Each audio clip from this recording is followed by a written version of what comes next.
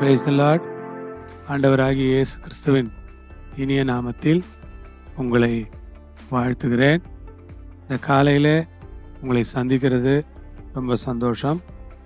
ரோமர் 12:10 சகோதர சிநேகத்திலே ஒருவர் மேல் ஒருவர் பட்சமாயிருங்கள், கனம் பண்ணுகிறதுல ஒருவருக்கொருவர் முந்திக் கொள்ளுங்கள்.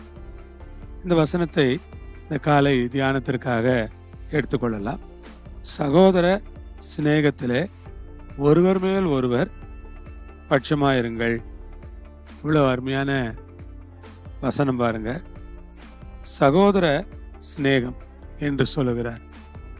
அந்த சகோதர சிநேகத்தில் ஒருவர் மேல் ஒருவர் பட்சமாயிருங்கள்னு சொல்றார். அன்பு தேவனுடைய பிள்ளைகளே, சகோதர சிநேகம்ங்கிறது ஒரு முக்கியமான விஷயம். சகோதர சிநேகம் ரொம்ப ரொம்ப ஒரு அற்புதமான காரியம். நம்ம ஒவ்வொருவருக்கும் சகோதர சிநேகம் இருக்க வேண்டும். அது எவ்வளவு நல்லது பாருங்க. சகோதர சிநேகம், சகோதர சிநேகத்தில் ஒருவர் மேல் ஒருவர் பட்சமாயிருங்கள் அப்படிங்கிறார். ஆம் பிரியமானவர்களே, சகோதர சிநேகத்தில் ஒருத்தர் மேல ஒருத்தர் பட்சமாயிருங்க. எவ்வளோ ஒரு நல்ல காரியம். நீங்க சகோதர சிநேகத்தை ரொம்ப முக்கியப்படுத்துங்க.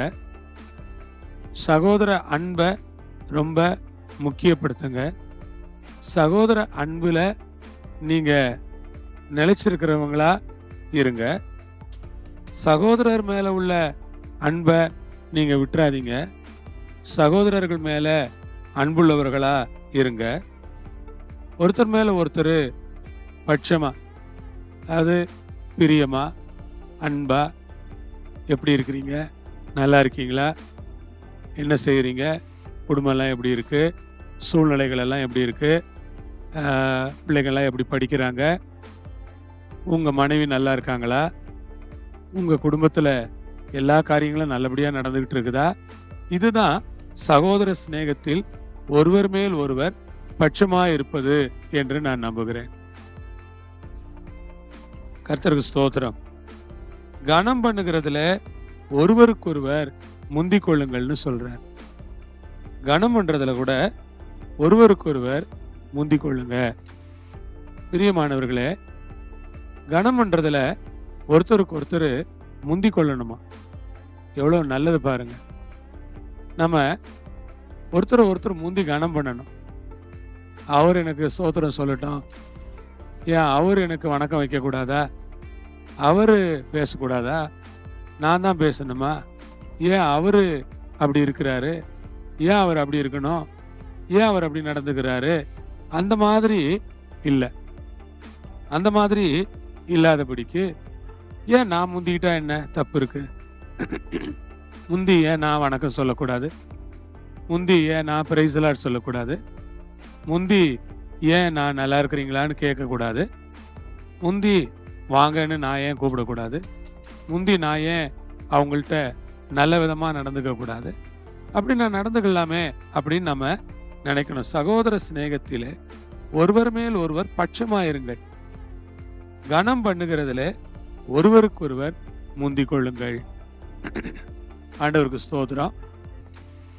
கனம் பண்றதுல இல்லை, நான் இப்போ சொன்ன மாதிரி ஒருத்தர் அதிகமாக கனம் பண்ணணும் பாருங்க. ஒருத்தர் கனம் பண்ணுறது ரொம்ப நல்ல பழக்கம். ஒருத்தர் நாம் கனம் பண்ணும்போது ஒருத்தர் மேலே அன்பு அதிகரிக்கிறது, மரியாதை அதிகரிக்கிறது, அவர்களை நாம் நேசிக்க தொடங்குகிறோம்.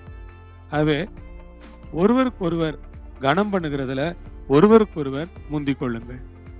இப்போ நாம் எல்லாவற்றிலும் சகோதர சிநேகம் உள்ளவர்களாய், கனம் பண்ணுகிறதிலே ஒருவரை ஒருவர் முந்திக் கொள்ளுகிறவர்களாய் நாம் இருக்க வேண்டும் என்று வேதம் நமக்கு சொல்லுகிறது. கர்த்தர் நம்மை ஆசீர்வதிப்பாராக. இந்த நேரத்தில் நாம் ஜெபம் பண்ணுவோமா? அல்லேலூயா. பரிசுத்தமுள்ள எங்கள் பரலோக பிதாவே, இயேசு கிறிஸ்துவின் நாமத்தில், இயேசு கிறிஸ்துவின் மூலமாய் உம்முடைய பரிசுத்த கரங்களிலே எங்களை ஒப்பு கொடுத்து நாங்கள் ஜெபிக்கிறோம். தேவரீர் எங்களோடு கூட இருக்கிறதற்காக ஸ்தோத்திரம். உம்முடைய கிருபை எங்களை தாங்குகிறதற்காய் ஸ்தோத்திரம் கர்த்தாவே.